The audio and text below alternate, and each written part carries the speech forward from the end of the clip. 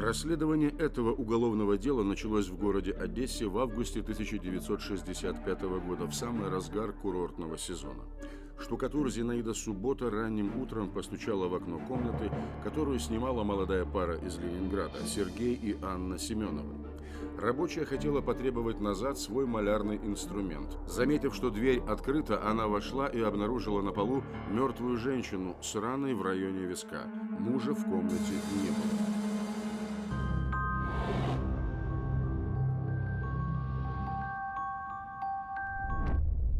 Коммунальный дом – особый способ проживания советских людей.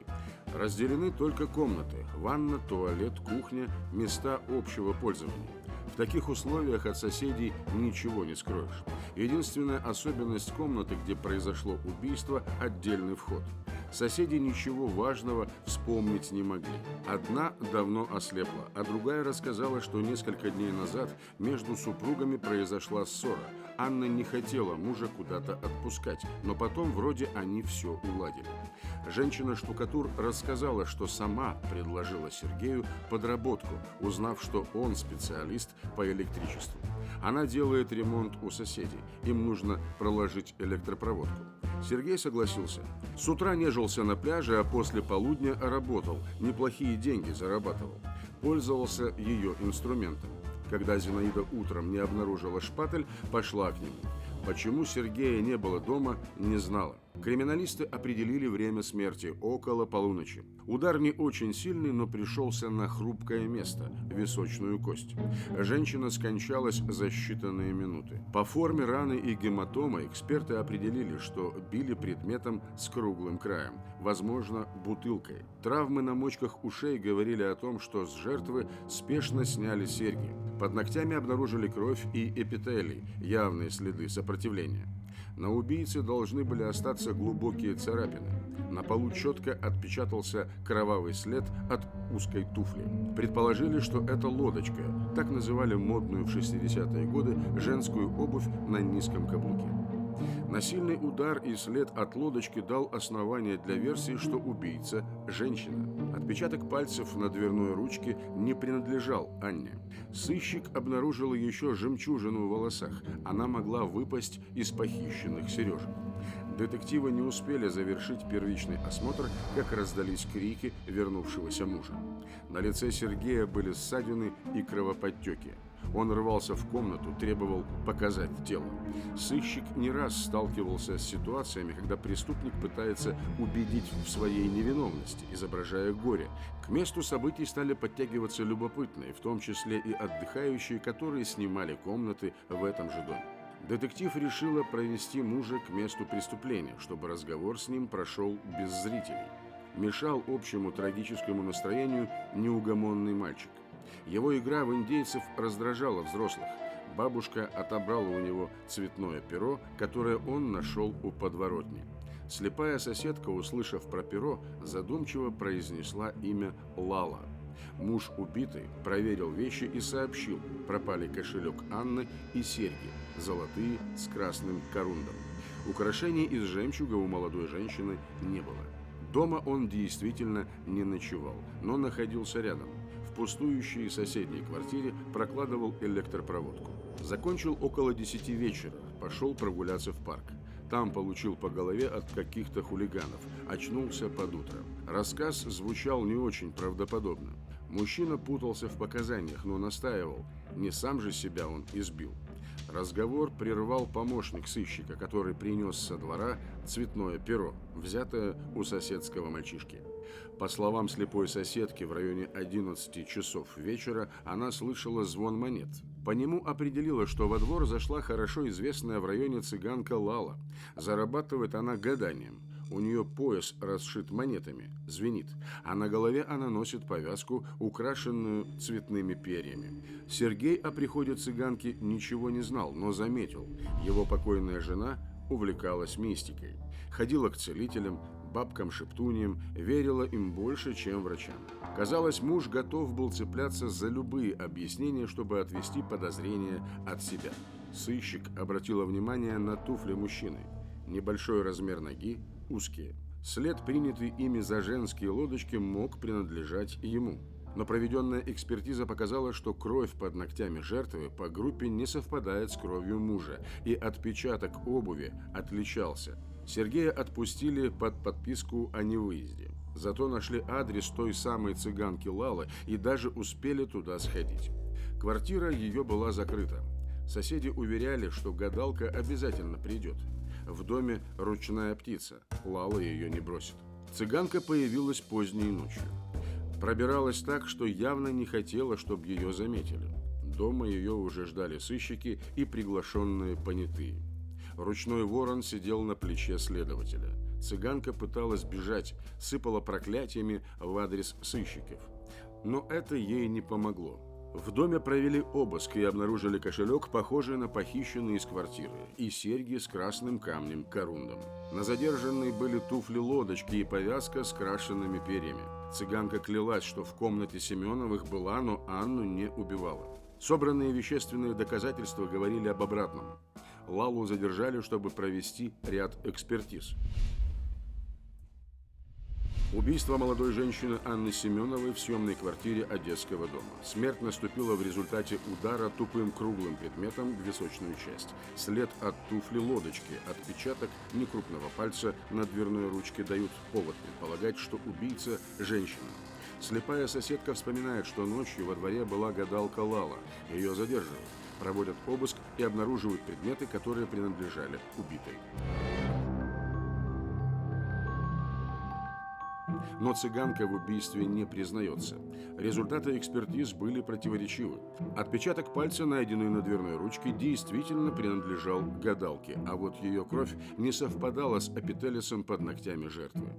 Это не оправдывало подозреваемую. Сыщики предположили, что она совершила преступление не одна. Был сообщник. Лала клялась. Никакого сообщника. Говорила, что поможет следствию, если ей дадут рассказать все от начала до конца. Детективы решили выслушать. Гадалка начала с того, что Анна сама пришла к ней.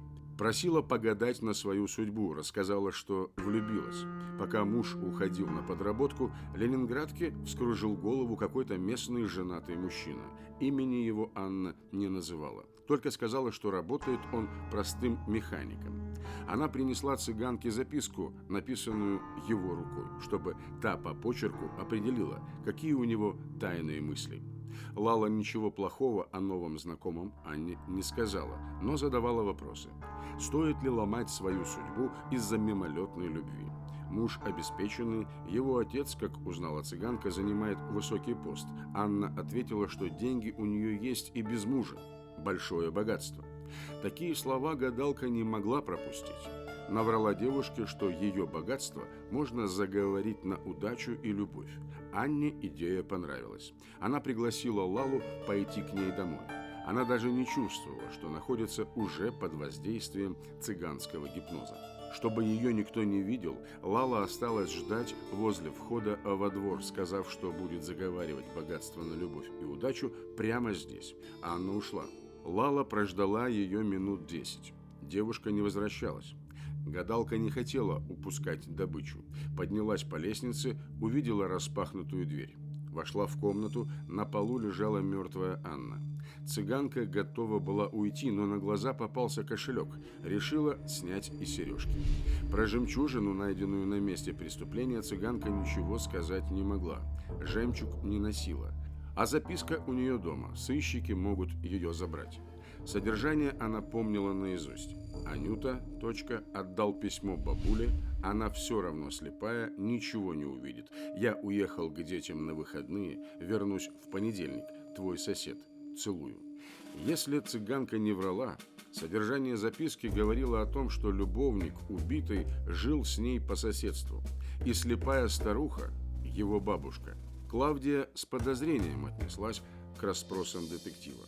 Все же рассказала, имя ее внука Геннадий, проживает за городом, но последние 2 месяца провел в Одессе, что-то не складывалось с женой.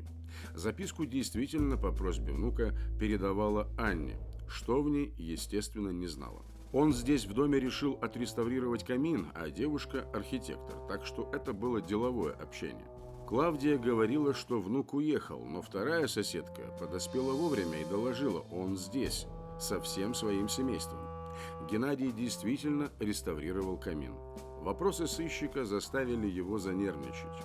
Попросил жену забрать детей, утверждал, что с Анной был едва знаком, здоровались при встрече. В ответ сыщик показал записку. Геннадию пришлось признаться, у него с убитой были отношения.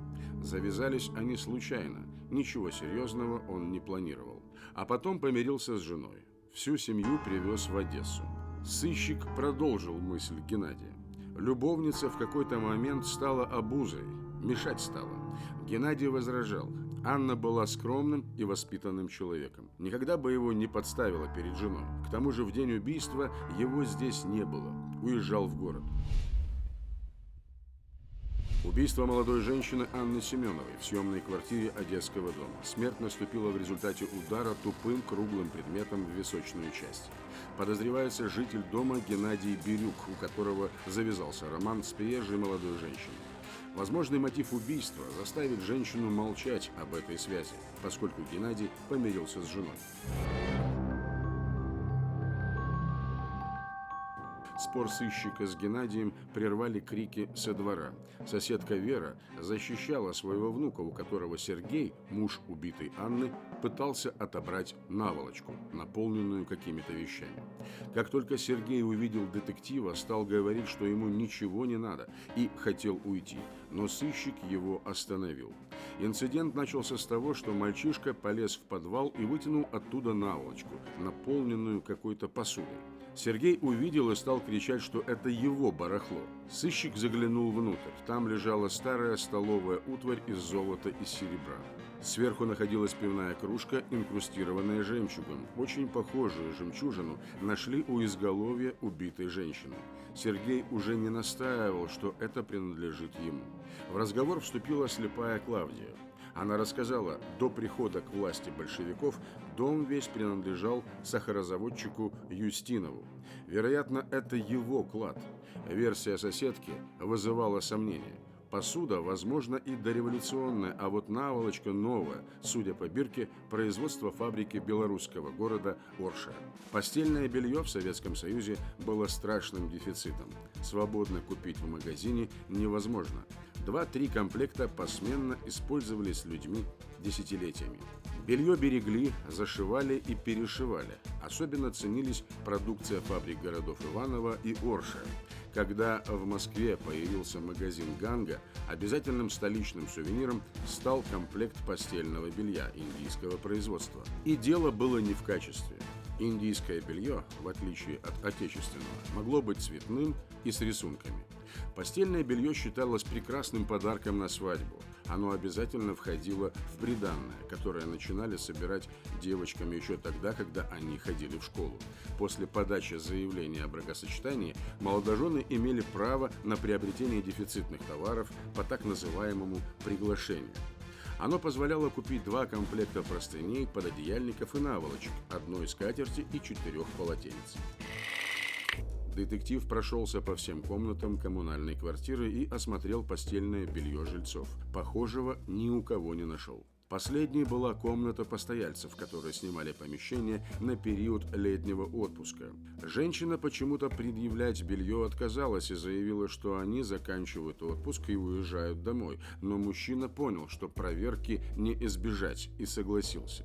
Под покрывалом было белье, сходное с найденной наволочкой. Сыщик потребовал назваться. Мужчина представился – Дмитрий Семенов. Семенов – фамилия, конечно, распространенная, но простое совпадение с фамилией убитой вряд ли возможно. Это были родители Сергея Семенова, мужа Анны. Знатоки-антиквары изучили содержимое наволочки. Это был настоящий клад. В основном столовые приборы XIX века работы известной семейной фирмы Сазиковы. Сыщик показал пивную кружку. На ней были обнаружены частицы крови. Это была кровь невестки задержанных. Детективы не сомневались.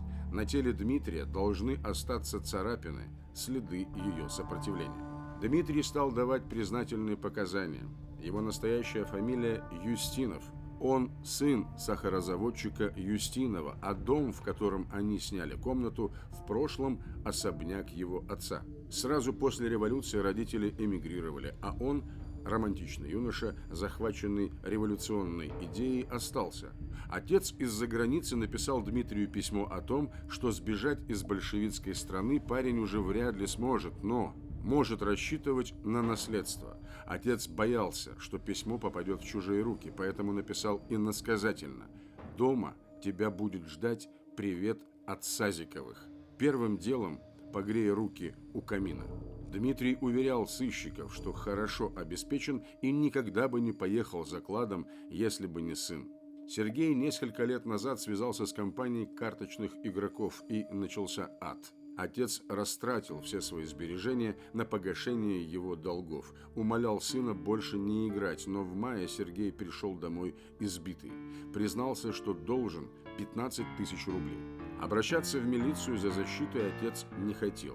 Это был бы конец его репутации и карьеры. Решил отыскать то, что спрятал, убегая от революции, его отец.